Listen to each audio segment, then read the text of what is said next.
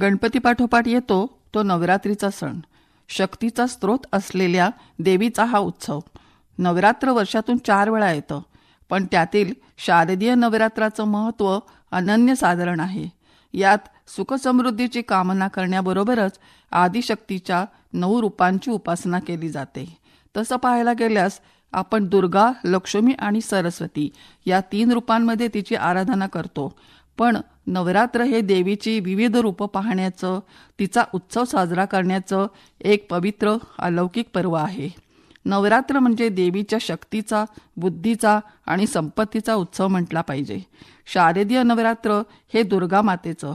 अष्टांग योग, कर्म आणि उपासना या साधनांनी ती प्राप्त होते. माणसाचं दारिद्र्य, अज्ञान, अनारोग्य, अशुभ, अमंगल दूर करून त्याला सुख प्रदान करण्याचं काम करणाऱ्या या आदिशक्तीची नवरात्रीतल्या प्रत्येक दिवशी वेगळ्या रूपात पूजा केली जाते.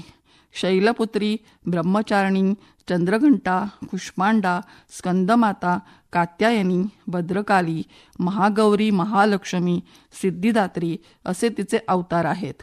आदिशक्तीने समस्त जगताला त्रस्त करून सोडणाऱ्या आणि देवांनाही त्राही करून सोडणाऱ्या मधुकैटभ, शुंभ निशुंभ, चंडमुंड, धूम्रलोचन, रक्तबीज, चक्षुष चामर आदी दैत्यांचा संहार केला. महिषासुराचा वध केला. देवांनी तिला त्यासाठी 9विध शक्ती दिल्या. 9 दिवस तिनं सतत धैर्यानं असुरांशी लढा दिला. महिषासुर मर्दन केलं. त्यामुळे 10वा दिवस आनंदाचा, विजयादशमीचा साजरा केला जातो. सर्व साधक नवरात्रीच्या पहिल्या दिवशी घटस्थापना करून शुभ आणि मंगल कार्ये विधिविधानपूर्वक करतात आणि आदिशक्तीकडून नवी शक्ती, प्रेरणा, चेतना, ऊर्जा प्राप्त करून घेतात. व्रत, जप, तप, दान, हवन आणि अन्य विधीनं देवीला प्रसन्न करण्याचा प्रयत्न करतात. नवरात्रीचा सण हा देवीचा उत्सव. देवी म्हणजे साक्षात स्त्री शक्ती. नवरात्रीत केली जाणारी नवदुर्गेची पूजा ही एका दृष्टीने स्त्रीचीच पूजा.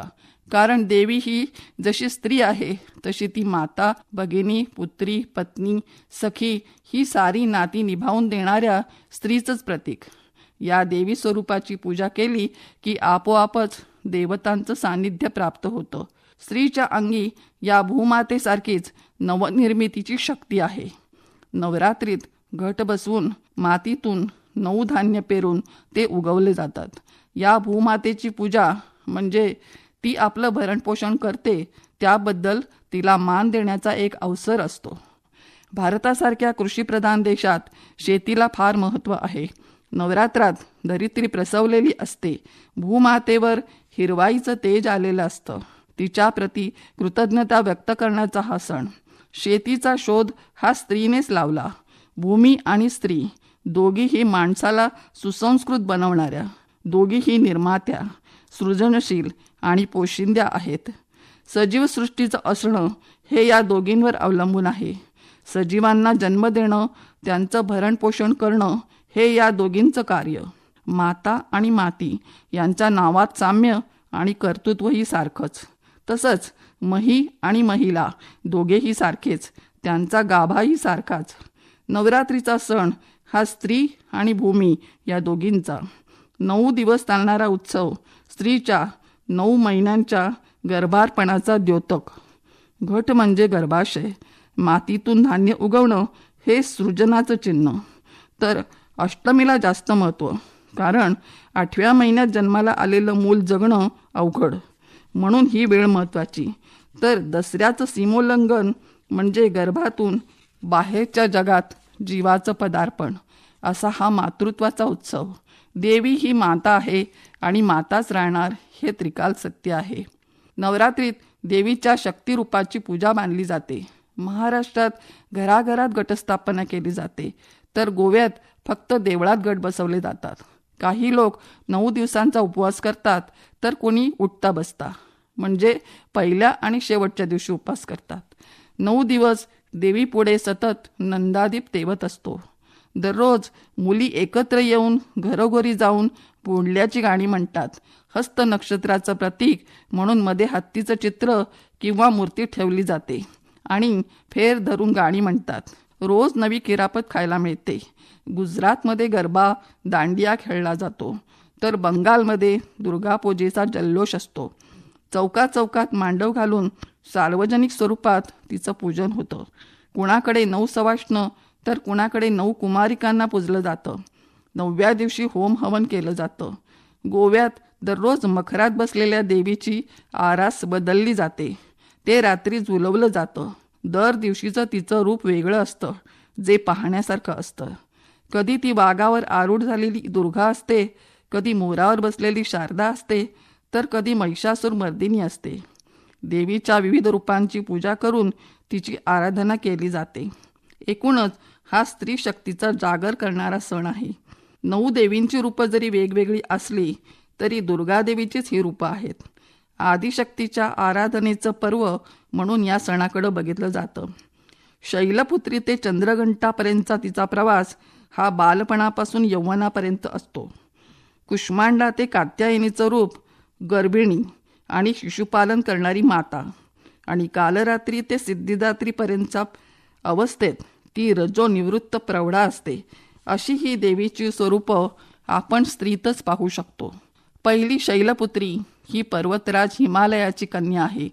दुसरी ब्रह्मचारिणी तपाचं आचरण करणारी साध्वी आहे. तिसरी चंद्रघंटा कल्याणकारी आहे. तिने मस्तकावर घंटेच्या आकाराचा चंद्र धारण केलेला आहे. चौथी कुष्मांडा आपल्या हास्यामुळे ब्रह्मांड निर्माण करणारी म्हणून कुष्मांडा. 5वी स्कंदमाता म्हणजे कार्तिकेयाची माता. कात्य ऋषीच्या इच्छेप्रमाणे त्यांच्या घरी देवीने जन्म घेतला म्हणून कात्यायनी. कालरात्री ही काळ्या रंगाची भयकारी स्वरूपातली आहे.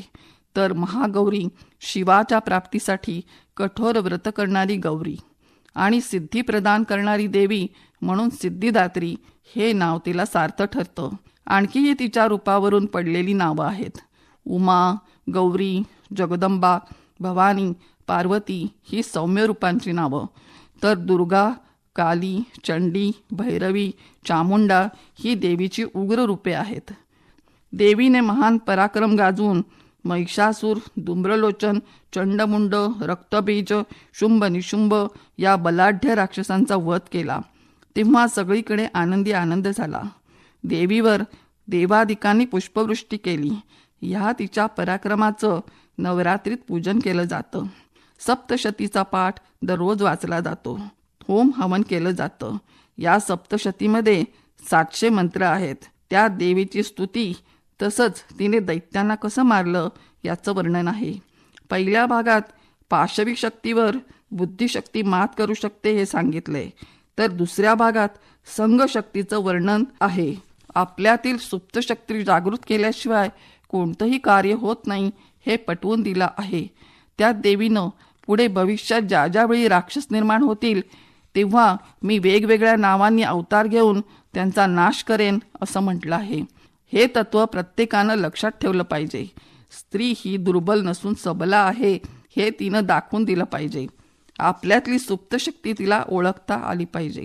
आजकालच्या स्त्रीनं देवीची ही रूपं नुसती पाहून किंवा तिच्यासारख्या रंगाच्या साड्या नेसून सण साजरा न करता तिचं सामर्थ्य, शक्ती लक्षात घेत अन्याय, अत्याचार अशा गोष्टींचा प्रतिकार करण्यासाठी त्या स्त्री शक्ती देवीसारखं बनलं पाहिजे.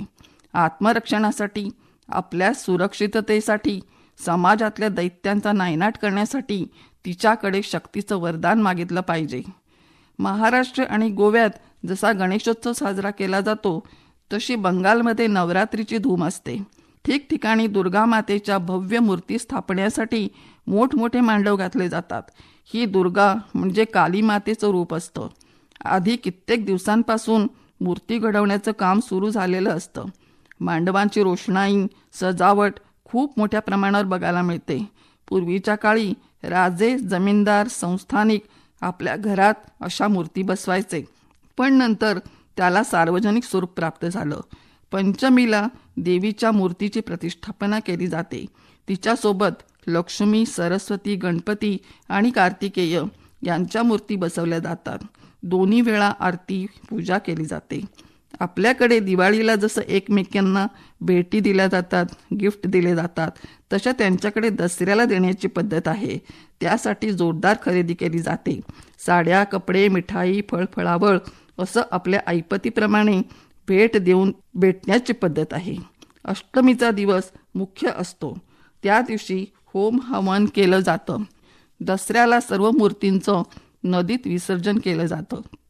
गुजरातमध्ये दांडिया गरबा खेळला जातो. 9 दिवस रास गरबाची धूम बघायला मिळते. देवळात किंवा एखाद्या ठिकाणी मांडवात देवीची स्थापना केली जाते. इथे ही दुर्गा माताच असते, पण गुजरातची देवी अंबा असते. नाच गाण्याच्या निमित्तानं तरुण मुलं मुली एकत्र येतात, नातेवाईक भेटतात, एकत्रितपणे सणाचा आनंद लुटतात.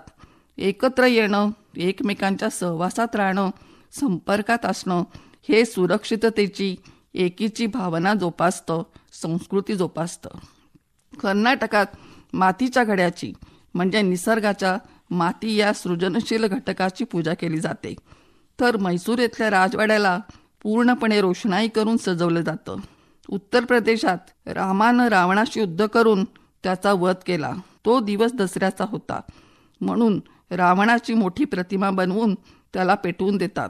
त्याआधी 9 दिवस ठिकठिकाणी रामलीलेचं आयोजन केलं जातं. रावण दहन म्हणजे वाईटाचा म्हणजेच दुष्ट प्रवृत्तीचा नाश करून चांगल्यानं त्यावर विजय मिळवणं होय. महाराष्ट्रात नवरात्रात घरोघरी घटस्थापना केली जाते. म्हणजे मोठ्या परातीत किंवा दुरडीत शेतातून आणलेली माती पसरवून त्यात 9 प्रकारची धान्य पेरली जातात. मधोमध कलशाची स्थापना केली जाते. त्याला घट म्हणतात. हा घट 9 दिवस न हलवता एकाच ठिकाणी पूजेसाठी ठेवलेला असतो. घटाच्या वर 4 ते 6 फूट उंचीवर माटोळीसारखी दिसणारी पण छोटी लाकडी चौकट बांधून त्याला फळं बांधतात. रोज तिळाच्या फुलांची एक माळ बांधतात. तिचं दुसरं टोक घटावर सोडलेलं असतं. त्यावरून आज कितवी माळ असं विचारलं जातं. 7व्या माळेला कडकण्या म्हणजे गोड खाऱ्या पुऱ्या बांधतात. नवरात्रीतले 9 दिवस देवीचं वेगवेगळं रूप बघायला मिळतं. त्या प्रत्येक रूपातलं तिचं वैशिष्ट्यही वेगवेगळं असतं. ती सरस्वती असते तेव्हा शुभ्र ज्योत्स्ना मयुरावर बसलेली विद्येची देवता असते. ती दुर्गा असते तेव्हा अष्टभुजा बनून राक्षसाला मारणारी उग्र स्वरूप धारण केलेली असते. चंडिका ही महाकालीचं रूप घेऊन राक्षसांशी युद्ध करणारी रणरागिणी असते.